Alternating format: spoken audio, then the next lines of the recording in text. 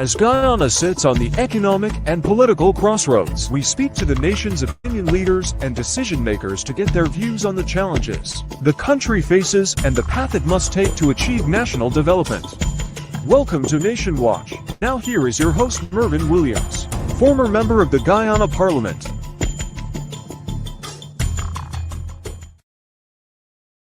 Hello and welcome to Nation Watch for today, Sunday, 23rd July 2023. We are going to be discussing some matters in the legal sector. But before we do, we will address a few other issues. You know, Minister Pauline Sukai, I think her full name is Pauline Campbell Sukai, went to the United Nations Forum and spoke at length about the rights of indigenous peoples of Guyana being respected, and sorts of flowery pictures were painted about the excellent nature of relations government of Guyana with indigenous peoples. And she also alluded to something very strange, the National Two-Shows Council being the legal representative of the indigenous peoples of Guyana, having supported or endorsed the sale of carbon credits. Nothing is further from the truth with respect to the legal representation of the people, indigenous peoples of this country. Let's talk a little bit about where Pauline Sukai is misleading not just Guyanese, but international organizations, to wit the United Nations. Let's come home first. When last have you visited the Amerindian Hostel on Princess Street? When last has Pauline Sukai visited the Amerindian Hostel at Princess Street? Pauline, you need to step out of the casino just a little bit and step into your own areas of responsibility. The hostel has a capacity of 113 beds. And we have some pictures here. We'll share them with you. 113 beds to accommodate 150 to 160 people on average on a daily basis. Double bed occupancy in single beds. Beds infested with bed bugs. The sanitation of the premises is just simply horrible. And there are allegations that a senior employee of the Ministry of Amerindian Affairs has been soliciting money. This is an allegation made by persons who say that they are victims of this scam. The government of Guyana provides transportation to take patients back to their homes. And the allegation is that there's a senior member of staff at the Ministry of Amerindian Affairs who's currently building a house and collecting money from the relatives of patients, saying that she has to pay airfares for these persons to go home, whereas the state is providing free transportation. Pauline, you need to investigate and you need to make clear whether these allegations have substance or merit. And have we seen all of those pictures? Have we seen those beds? Look at the condition of this place, Minister Sukai. This is under your watch. This is under your watch. And they're pictures of these beds. Look at the condition of these mattresses. This is a mattress on which two people must sleep, infested with bed bugs. And then, of course, there's this whole business of the carbon credit sales. For your benefit, Pauline Sukai, the highest decision-making forum for indigenous village is the village general meeting. There were no consultations with any village regarding the sale of carbon credits. And the NTC has no authority to speak for any village unless it is given that authority by a village general meeting so to do. The state sold assets belonging to private citizens of this country without their leave, without their approval, without their knowledge. The state is wrong. 18% of this country's lands are owned by indigenous peoples. All of it is forested lands. You do not arbitrarily dispose of assets belonging to private citizens and then come back and tell them what portion of it you are going to give them. And you do not override the Amrinen Act by establishing finance committees of your own, people by your own supporters to manage that money. The village council is the elected authority for managing all of the assets of the village, and every village council has subcommittees of finance, forestry, education, health, and so on. You are violating the Amrinen Act every step of the way. Yes, Mr. Jagdeo, you have set up finance committees. You are wrong. You are violating the Amrinen Act. You need to cease and desist and regularize the actions. Some time ago, talking about the rights of the indigenous peoples here. Some time ago, Earlene MacDonald, senior councillor who was elected in the village of Parashara in Region 9,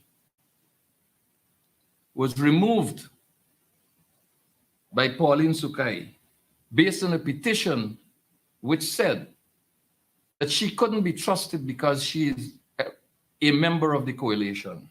And Pauline gladly facilitated our removal. There's a letter that we have that we can show you where the decision was made. So in Wakapau, a meeting was held on the 3rd of February, 2023. And at that village general meeting, it was resolved that the Tushawan councillors do not proceed any further with managing projects and expending money because they're alleging severe cases of mismanagement and large sums of money not accounted for. These are the allegations and they're contained in the petition. The minister is required within 30 days by law to act on the petition, to either dismiss it or to appoint a committee to investigate it. She has done neither. Because the Tushao is a PPP favorite for membership to the Indigenous Peoples Commission.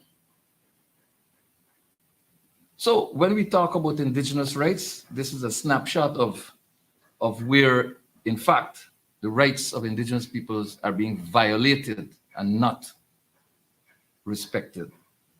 I don't want to eat up more of the time that we have available because we have some very important issues to discuss.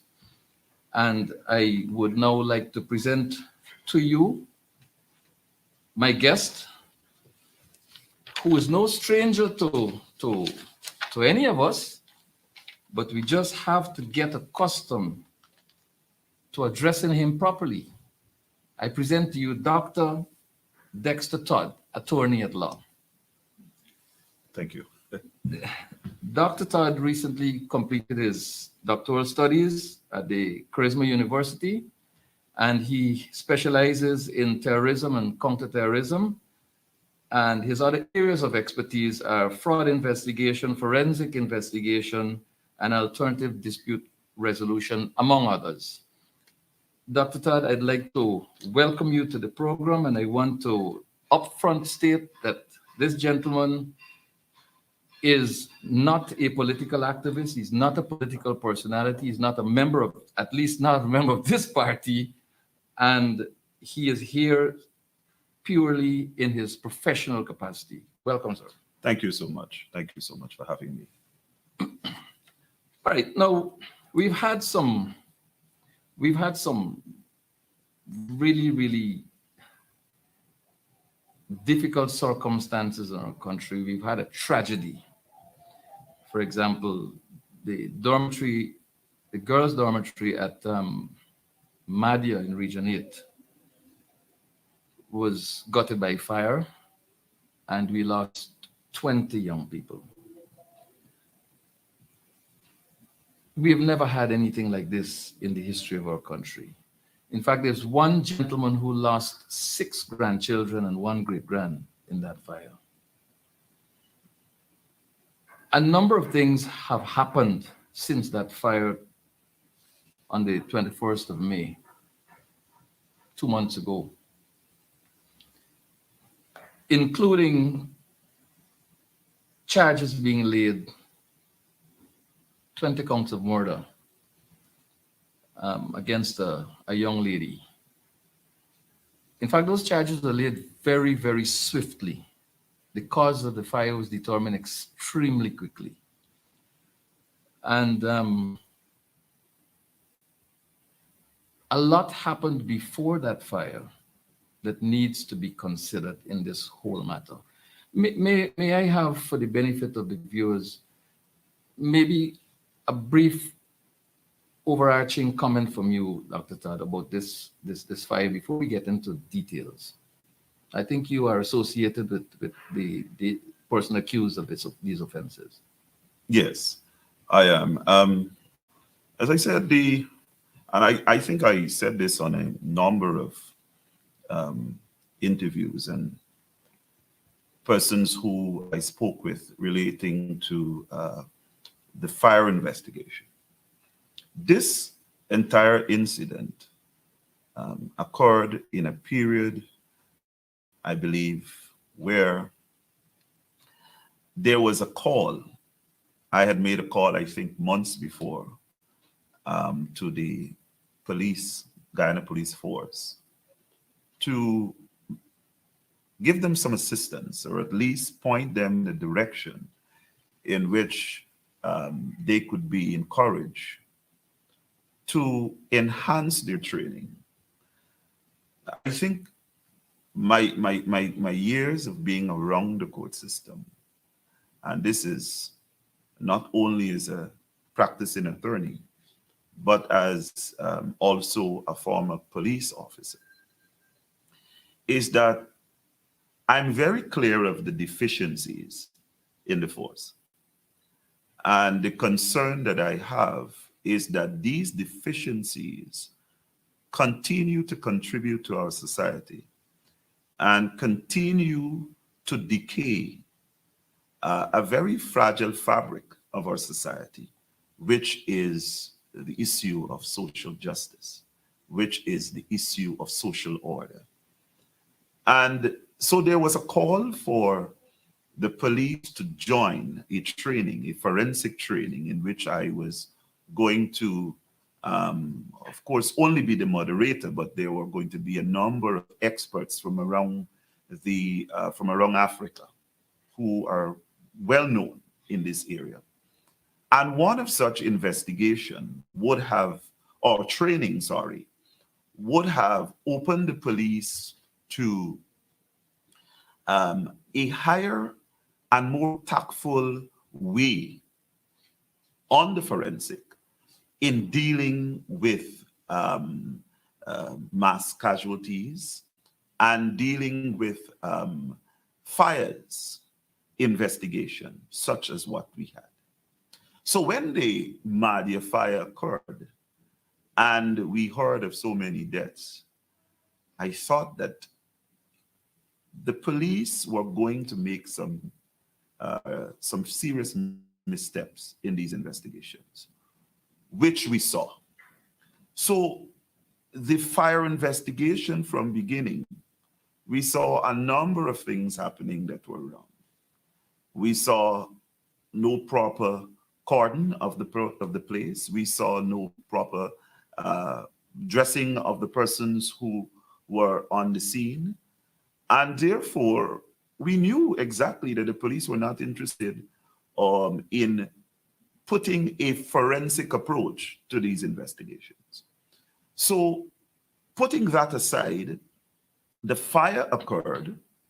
We had a number of deaths, which remains to be very unfortunate in the country. But to look at the manner in which we handled the entire process is of major concern. You know, in Guyana, we have to be able to test and to relate what we do, match it to what occurs internationally. And when we look at that approach, we can then assess whether we are really handling these matters properly or we are just going through a motion which results in zero for us. And so the concern that I of course personally recognize is that while we had this tragic incident, the way in which it was handled did not really send a very good message in terms of our preparedness for events such as these. It's rather troubling that, I mean, I looked at it from a distance, thanks to social media. It's rather troubling to see the president, the prime minister, the minister of education, among other members of the executive, walking on debris inside of that burnt out structure, compromising, as it were, whatever evidence may have been there. It is irresponsible, I believe, and it is, in my view, unfortunate that the investigators were not either knowledgeable of the need to keep the area clear and preserve evidence, or were afraid to say to members of the executive, you are encroaching on a secure area, you need to step back. Now, more recently, a matter of days ago,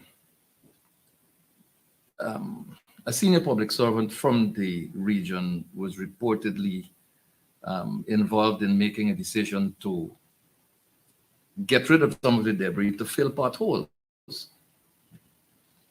And it is clear to any curious mind that the debris was not properly combed, because here it is, the senior public servant is saying to members of the media that they actually found pieces of gold jewelry among debris that was being taken to fill potholes, unfortunately.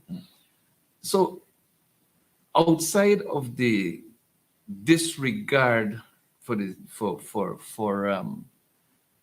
you know, the spiritual side, the evidence side is clearly did not benefit from the kind of investigation, and is still not benefiting from being secure and properly investigated. How does this affect not just this case, but future cases of fires in this country? We know of some others, but this one here claimed lives. You know, our society is advancing, and I believe society is advancing in at a very rapid rate. And I think persons are becoming more advanced in their thinking. Social media has opened us to a number of ideas worldwide. And so our assessment of what is happening locally is always going to be judged critically. And I think when persons look to see how we treat certain events, I think it's very difficult to fool people who are their intellect is now expanded in a way, to a very large way, where you see persons preparing. Listen, I mean, I'm not going to dive into the the likely evidence to come in this matter. That's fair. But what is worrying about an entire, you had such an event, you had a situation where it has never happened before in the history of Guyana, where 20 young lives died in one fire. And you mean to say you want to still continue to use the old methods of investigation? Your entire file, the police, they have disclosed, the state has disclosed all their statements in this matter against this young lady. And not one statement speaks to a forensic approach. You cannot, the world has gone on so far, you cannot rely on the issues of IC witnesses and alleged confession statements. These things are problematic at trials. And it would not have happened. It would not have happened in some of the most far less developed countries than Guyana. This approach would not have taken place. And when I saw that the manner in which, they were dealing with the alleged crime scene, I thought that these persons were not very interested in taking, even from the debris, taking it to do very detailed forensic tests. And that made me worry about the protocols. And I'm saying, even though you saw individuals on the scene, who was really managing the scene? There was no one I saw who took command, which is a very vital initiative when you're dealing with these types of events. Someone has to take command of the scene, and so who was setting the protocols and ensuring that the protocols were followed? Who was there to advise persons that you couldn't walk just yet?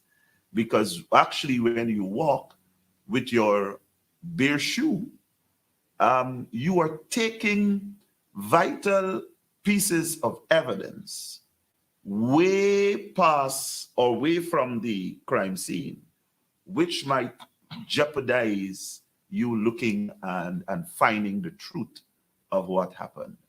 Fire investigation, taking a forensic approach, requires you to ensure that when you take samples to your labs, you are able to use your various chemicals and you're able to find not only the accelerants of the fire, but you're able to detail what exactly was the chemical used for this fire.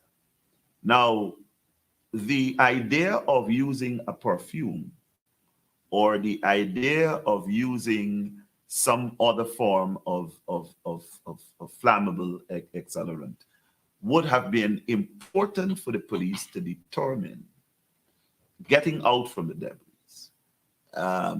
what exactly had occurred. So to treat the crime scene, the alleged crime scene, in that way, really sent a very strong message, not only for this event that which occurred, but in future events, if you do not try to put systems in place immediately, we are not going to be able to protect our society. I have a view on this matter. I feel very strongly, and I'm basing this on the revelations of the Minister of Education, that there was a report. In fact, there were two reports. I think one done by UNICEF. Forgive me if I get that wrong. But that these reports identified wrought iron grills and padlocks as serious threats to the safety of the occupants of this building. And that the findings of these reports were shared with the various persons in authority, persons who could have rectified the situation. And for more than a year, nothing was done. Now, the police are saying that this fire was deliberately set by this young lady, consequent upon which they charged her for some 20 counts of murder. My contention as an ordinary citizen with no training at all in this area is that had it been a fire that started from an electrical fault, the outcome would have been the same. If a candle had fallen from a stand and come into contact with some piece of fabric, and that was the cause of the fire, the outcome would have been the same. If there was a mosquito coil that was lit and a curtain blew and the fire started, the outcome would have been the same. Those people would have died. Given that, I, again as a layman, cannot see murder. I can't see it. I see a dereliction of duty by some very senior officials, including members of the executive. And I have said before, and I repeat now, that it is my humble view that those children were in the care and custody of the state. The state is obligated to ensure their safety, their welfare, their well-being, and their education. In that regard, for me, the Minister of Education has some serious responsibilities for those children. The regional administration falls under the Ministry of Local Government and Regional Development.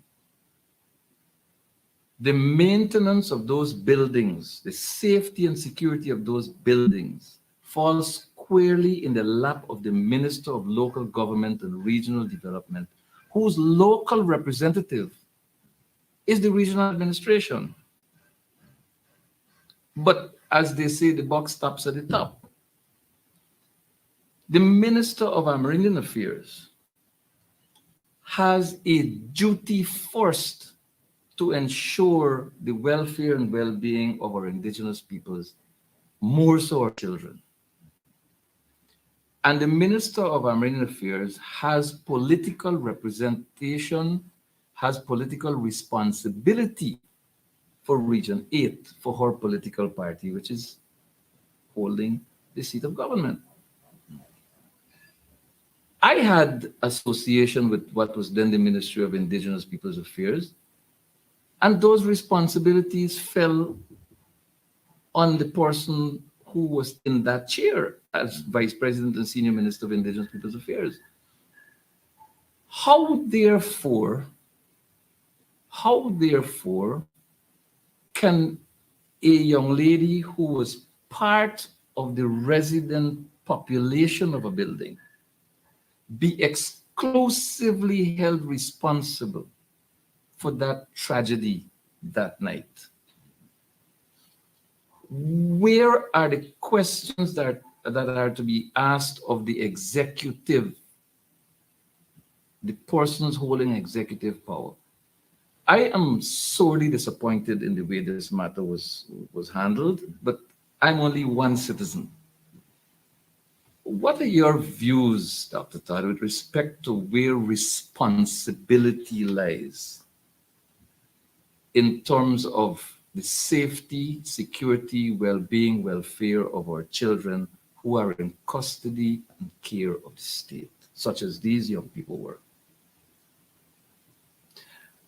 I think the answer is I think the question is a rhetorical one, because I think the answer you have given the answer to the question. And I believe that just at the end, if we are to hold in this country an inquiry into this particular incident, I don't believe that there will ever be an outcome which will not point to other persons who held various responsibilities.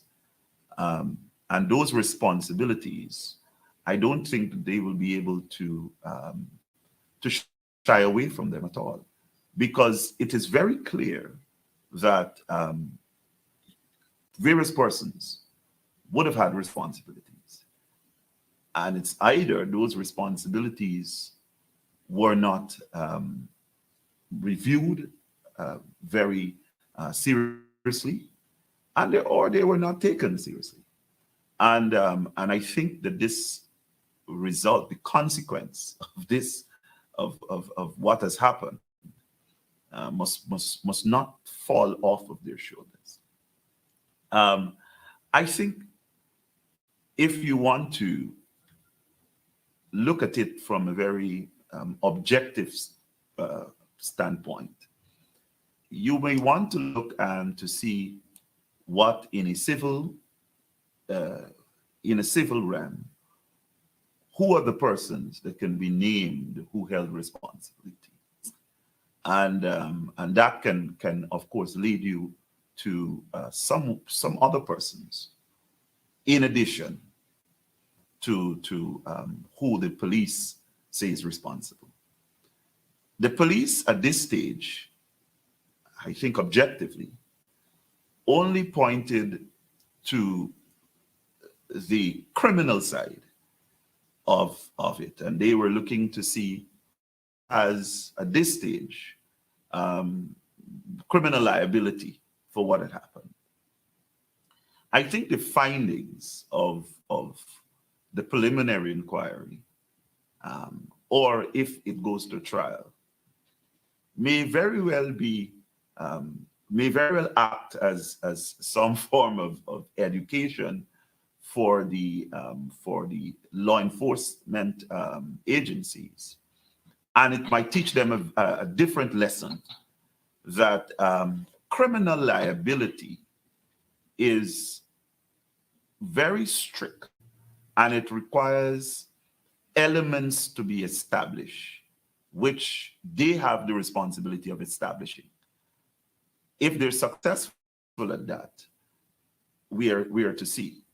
I have a different view in relation to criminal liability, and I have a different view to the approach that they have taken, and that is why we're putting it at the feet of the court, and for the court to make a determination on it. Now, here we are, 2 months following this tragedy. There have been several commitments being made about a commission of inquiry. I believe someone was named to lead that inquiry. I do not know if that's the full extent, if it's a one-person panel or if it will be expanded. We do not have any information regarding technical experts being contacted to do any work for this inquiry. But a number of things have happened before the promise of the inquiry and before the naming of the person who will lead it. Someone has been criminally charged. Members of the executive and others have trampled upon the scene without regard for, what protocols need to be observed. The state, through the Attorney General, has caused the signing of some agreements to take place, which agreements purportedly sealed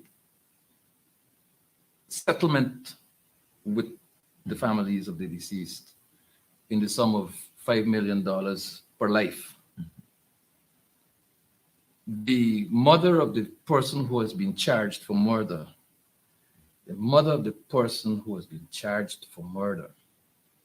is now a councillor in the municipality of Mario, representing the People's Progressive Party, which is the party in government. Debris from the scene has been removed and was being used to fill potholes. The debris, as I said earlier, revealed that there was no proper combing for evidential material because some have been found. How do all of these things affect or impact on a commission of inquiry? Should not a commission of inquiry come before, at minimum, talks of settlement and the laying of charges? What does this mean for a possible outcome? This looks as though it's heading for another sweep under the carpet, my personal view. You see, one must not allow him or herself to speculate as to what those terms of references will be for a commission of inquiry. And This shouldn't be a state secret either. well, I would think at some stage, it's been the practice that these things are disclosed. But I don't want to speculate as to what the commission of inquiry will be responsible for and what they are going to be inquiring in. I would say, though, that if they are looking primarily at the protocols, the safety of buildings and so on, they may not need to go to the ground. But if their approach to this inquiry is very broad, which would require them to not only look at the safety of the building, but also look at various elements which would impact the use of some form of forensic analysis. Then you would have, because of the time period and all the activities that had occurred after the event, well, I think will affect them tremendously. Let's say if the commissioners decide that let's walk on the ground to really look at the layout of certain things and to give various recommendations, I think it's going to also be affected because of the passage of time and all the activities that took place. And so I found that and this is my personal view, that the approach to settle is a bit premature because it's a bit insulting to the value. that's another story in itself. But even if the state wants to be responsible, you have to recognize that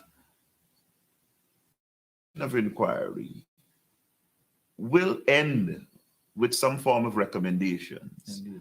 And if those recommendations, because I would think that such an inquiry will attract persons of interest who may want to come on board to assist the commission in making findings, because these findings, I believe, can only aid in the betterment of our society and the safety of our children at schools. So they might be interested parties to assist in that process. But you affect the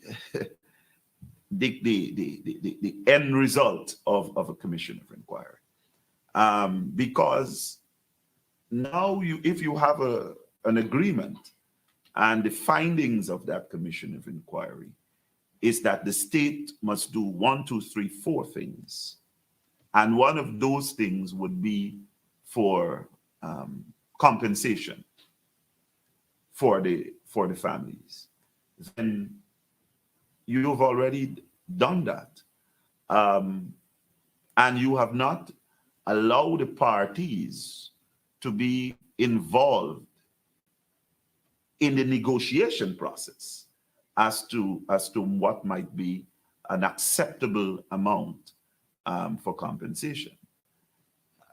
I have not seen the agreement, and I don't know if the agreement leaves room for that type of approach coming out of the Commission of Inquiry. So it has a lot to do with what really the mandate of the Commission of Inquiry will be.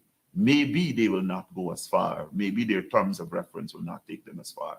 So we'll definitely have to wait and see on that. My final comment on this one is that to cause these agreements to be signed appears to me to be a case of shutting down civil litigation for settlement. And it's unfortunate because I believe that people have a right to test the system in court and test the question of responsibility and to test the question of the state's exposure to liability for situations such as these. To call people to the table and offer them that in a secluded setting suggests to me that, better could have been done. And the system could have been openly tested in the court of law. And because everyone's set of circumstances obviously will not be the same. And when you have a case of $5 million being offered for the settlement of a situation where someone died, and you have allegations and rumors around the place about $10 and $25 million being offered for settlement of alleged rape, you have issues, inequalities, and so on. Viewers, I am Mervyn Williams. I'm your host here on Nation Watch. Nation Watch, of course, is a People's National Congress reform production. And I'm chatting away with my guest, who is Dr. Dexter Todd, attorney at law. And we are going to, for the next, 15, 16 minutes or so, going to continue our conversation on another matter, the matter of an allegation of rape against some member of the executive. I do not propose to get into any conversation regarding merits, demerits, fact, fiction. My focus here, Dr. Todd, is on the handling of this matter. First, there was disclosure, public disclosure, form of a statement or a letter, which two retired senior police officers contend satisfy all of the elements for the laying of a charge against the person who is alleged to have committed these offenses. And then we had, I believe, an unprecedented situation where a divisional commander steps down to do the job of a constable to take a statement. The statement itself suggests why it took a commander to do it, but that's a whole other story. And then, of course, there was a recant from the person who made the allegation saying, I had nothing to do with this. And then there was a comeback to say everything contained in these documents and messages, everything is true. I stand by this. And then there was a case where the alleged victim, as the police refers to the person, was taken into what is called protective custody, which is basically a prison-like environment. And it is reported that this young woman had, a young woman of indigenous extraction, I might add, had to suffer the indignity of repeating her story multiple times, which I do not believe is usual in such cases, and to multiple agencies. And there are reports as well that her cell phone was removed from her person. She had no access to it. And then eventually all of the persons in this facility had their cell phones taken away from them for fear that she would be contacting persons outside. All of these things happened. And then the police asked the Director of Public Prosecutions for guidance. Unusual in the circumstances, because we know of other cases where they have charged persons with offenses when investigations had not been completed. And then the Director of Public Prosecution sends back the file to the police for some additional things to be done. Some say buying time to allow something to happen. Eventually, the young lady said, hey, I can't continue this anymore. I'm done. I'm tired. I can't deal with this anymore. There's a contention that an entire state was thrown at a young girl. And then finally, there is a well-dressed, decked out young lady who comes out and says, look, these things aren't true. I'm not associated with this. I'm not associated with that. But there are persons out there who say, you confided in me. I have all the messages. I have all the voice notes. And what you're saying there is contrary to what you said to me. Persons are putting this down to pressure from state institutions, state organizations, and non-state organizations. The handling of this matter has implications for future such cases. What are some of those implications? And was this matter handled in a usual manner? Was it a case of special treatment? There's also the allegation being made by two retired police officers, senior police officers, that notwithstanding the fact that a public statement was made at $1 million bail, station bail, the person who allegedly committed these offenses was placed on $1 million bail. These two gentlemen openly said, and they have not been challenged, that not a single cent was paid to the police. There's no receipt, there's no entry in a logbook, there's no evidence of transfer of any $1 million from the Dam police station to the police finance division. So they have concluded, not me, not Marvin Williams, these two gentlemen have concluded that no bail was in fact paid. Tell us about the handling of this matter. We are all lay people. You are the expert here. All right. I have to try to not be too complex and technical. But there's the term criminal process has been on the plate a lot in society. And there are three pillars of our criminal justice system. We have the law enforcement agencies, the courts, and you have the correction institutions. Now, I think that the law enforcement agencies, they carry a very important role in ensuring that the criminal process is protected. The integrity of investigation is guarded.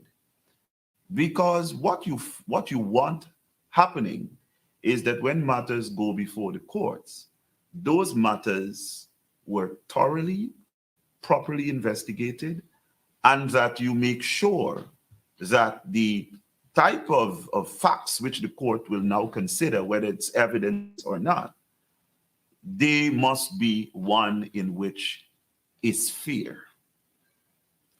It is fair for someone to be accused of an offense. In this particular case, that of rape. The fairness is that you do not treat that person as though the person is guilty, because a man is innocent until proven guilty. The courts have the responsibility of determining the guilt. In terms of sexual offenses, we still have the jury system in Guyana. So it is the jury, the members of the panel, who must listen to the facts of the case and who must determine whether the man is guilty or not. That has always been a fundamental element of the fairness of a trial in relation to how you treat the individuals. Now, the system now, the criminal system, requires the police to have identifiable protocols which guards against biasness, unfairness, and protects their integrity. And that protection is not only for the victim, but it's also for the accused person. Now, as I know it, a charge or an allegation of rape will require the Director of Public Prosecution to recommend charges. There are some offenses in which the police are able to institute charges without those advised, and those will be very small summary matters. Serious matters such as rape would require the Director of Public Prosecutions to look through. And the reason I believe that is so, one, the penalty for rape is serious. Yeah. And two, the protocols in relation to how you treat the investigation process for rape allegations, the Director of Public Prosecutions must, or the chambers must assist in making sure that not only the statements are prepared in accordance to law, but that the process was followed. Now, the concerns raised in this particular matter is that the protocols were outside of the norm. And I believe that is where the confusion came. Unless the police or the authorities can establish that a forensic investigation in which you have repeated interviews of a victim is the normal thing, and it had occurred on numerous occasions in Guyana, we may not have an argument. We do not know of this type of approach. We do not know of you using Blossom as the forensic, conducting the forensic interview. And when Blossom couldn't penetrate or get through on a point that you wanted further investigation on, you changed to Chilling. So now Chilling comes to do what Blossom would have done. So Chilling now are asking questions.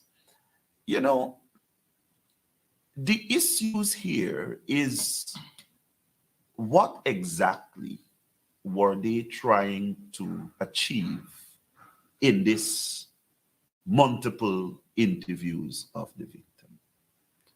And again, if that is the normal practice, it should be discouraged, because it is not. That isn't.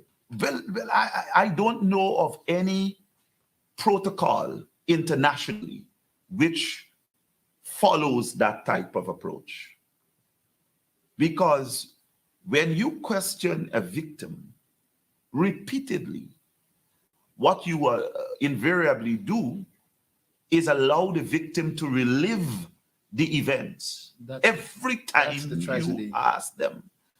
And so psychologically, it is not aiding in the comfort of the person or the victim.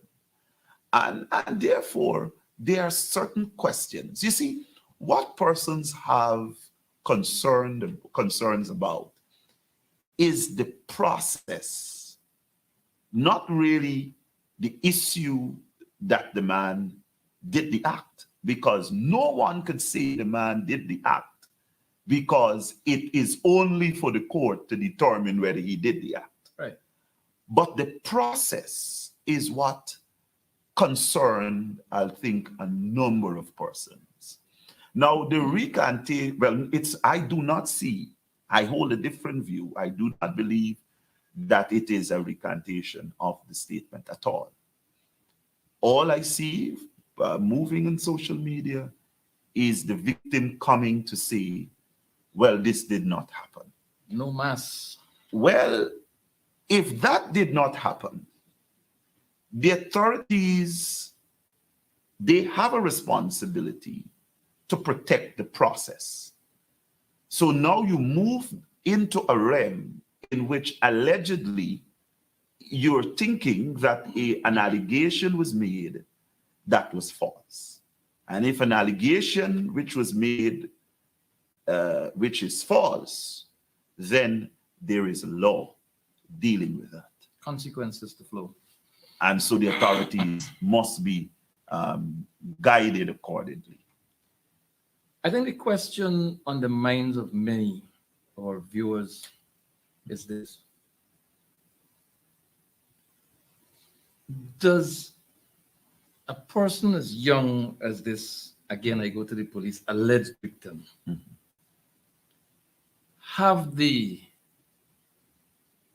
first, the right, second, the capacity, and third, is she is she psychologically positioned to make on her own a decision to say, I am not going further with this? In the face of such a declaration that I do not want to proceed further with this, is there any provision in law for the state, notwithstanding that declaration, to proceed with a matter, not particularly this one, but matters generally of this nature?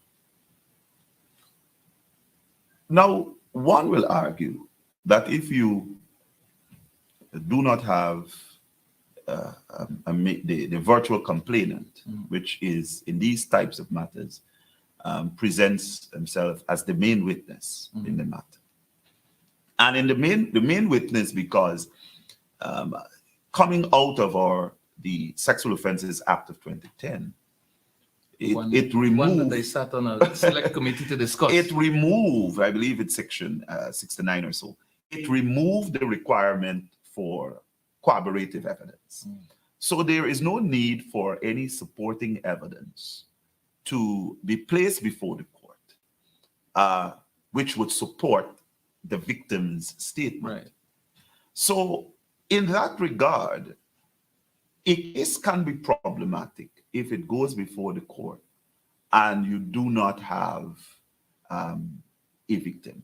In my experience, I have seen the courts move ahead with a charge of rape, but only on the basis that the victim was not the only alleged IC witness. Okay.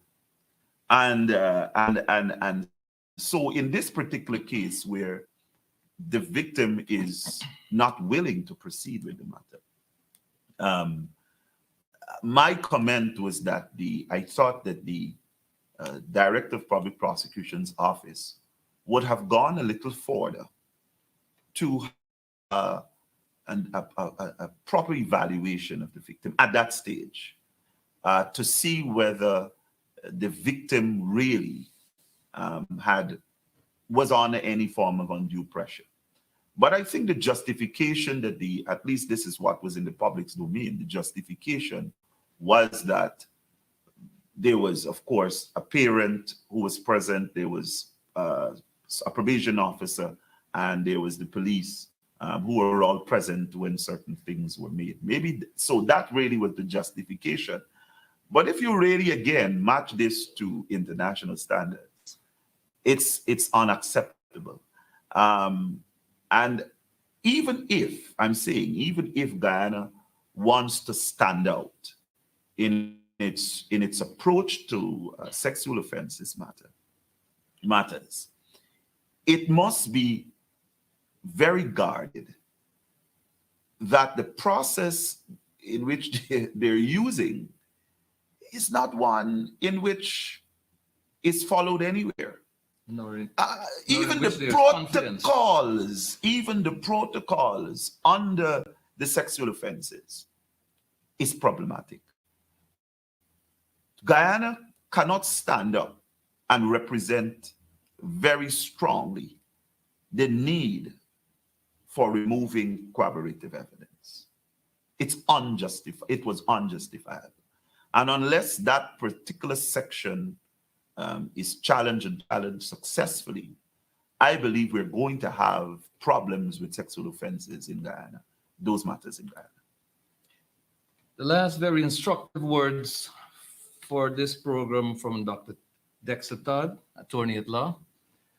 I want to thank you very much for joining me on this program and for making clear the issues that you've made clear to our viewers. Yes. And I've learned a lot here today as well. To our viewers, thank you very much for joining us and staying with us through the course of this program. I'm your host, Marvin Williams, thanking you very much for joining me and my guest, Dr. Todd. And we look forward to having your company again next Sunday, by God's grace. Until then, be good, stay safe.